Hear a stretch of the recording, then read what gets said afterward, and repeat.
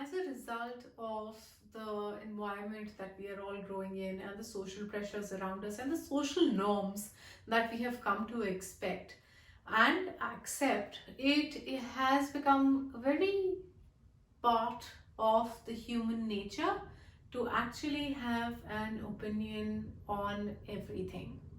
And what does that lead to? Having an opinion on almost anything and everything leads to judgment.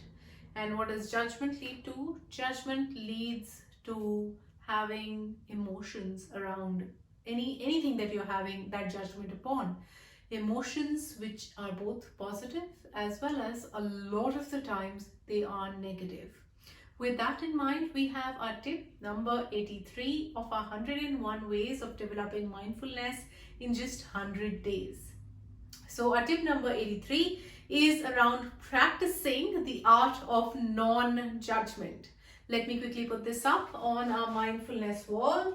So there it goes. That is practicing our awareness and practicing and harnessing the art of non-judgment.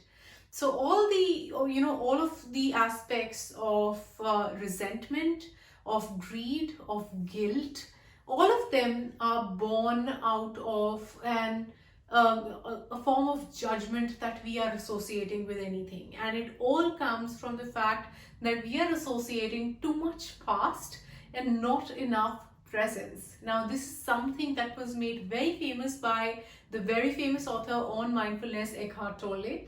And it was he who described it from the perspective that as soon as we have an emotion attached to something, we are passing a judgment on that particular thing, and we tend to become attached to that particular thing.